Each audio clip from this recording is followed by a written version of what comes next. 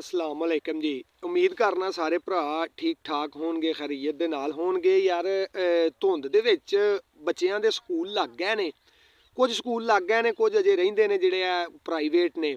ਉਹ ਬੱਚਿਆਂ ਨੂੰ ਕੋਸ਼ਿਸ਼ ਕਰੀਦੀ ਏ ਕਿ ਆਪਣਿਆਂ ਨੂੰ ਅਸੀਂ ਸਕੂਲ ਆਪ ਹੀ ਜਾਈਏ ਛੱਡ ਕੇ ਆਵੀਏ, ਕਿਉਂਕਿ ਜਿਹੜੀਆਂ ਗੱਡੀਆਂ ਲੱਗੀਆਂ ਹੁੰਦੀਆਂ ਨੇ ਵੈਨ ਜਾਂ ਰਕਸ਼ੇ ਵਗੈਰਾ, ਉਹਨਾਂ 'ਚ ਇੱਕ ਤੇ ਬੱਚੇ ਬੜੀ ਬੇਧਿਆਨੀ ਕਰਦੇ ਨੇ, ਬਦਤਮੀਜ਼ੀਆਂ ਕਰਦੇ ਜਾਂਦੇ ਆਉਂਦੇ, ਲਮਕਦੇ ਜਾਂਦੇ ਗੱਡੀਆਂ ਦੇ ਨਾਲ, ਬੜਾ ਲੋਕਾਂ ਨੂੰ ਵੀ ਤੰਗ ਕਰਦੇ ਨੇ, ਆਪ ਵੀ ਮਸਲਾ ਬਣ ਜਾਏਗਾ ਜੇ ਡਿੱਗਣਗੇ ਕਿਤੇ, ਇਹ ਸੋਚ ਹੁੰਦੀ ਹੈ। ਦੂਜਾ ਇਹ ਵੈਨਾਂ ਵਾਲੇ ਰਕਸ਼ਿਆਂ ਵਾਲੇ ਬੜੀ ਗਲਤ ਗੱਡੀ ਚਲਾਉਂਦੇ ਨੇ, ਸਕੂਲ ਦਿਆਂ ਬੱਚਿਆਂ ਨੂੰ ਗੱਡੀ 'ਚ ਬਹਾ ਕੇ ਬੜੀ ਯਾਰ ਵੇਖਿਆ ਵੇ ਬੜੀ ਬਦਤਮੀਜ਼ੀ ਦੇ ਨਾਲ ਉਹ ਗੱਡੀ ਚਲਾਉਂਦੇ ਨੇ।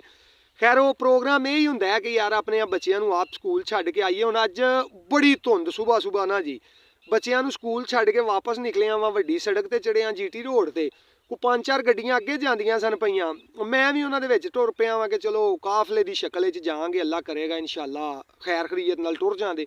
ਕੋ 2-3 ਗੱਡੀਆਂ ਮੇਰੇ ਪਿੱਛੇ ਲੱਗ ਗਈਆਂ, ਕੋ 5-4 ਅੱਗੇ ਸਨ।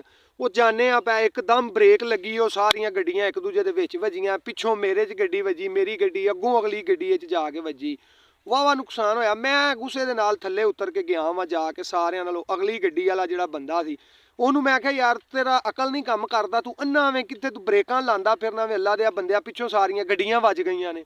ਉਹਨੇ ਆਖਿਆ ਉਹ ਭਾਈ ਮੈਂ ਆਪਣੇ ਗਰਾਜ 'ਚ ਆ ਕੇ ਖਲੋਤਾ ਵਾਂ, ਤੁਸੀਂ ਸਾਰੇ ਮੇਰੇ ਮਗਰ ਕਿੱਥੇ ਟੁਰੇ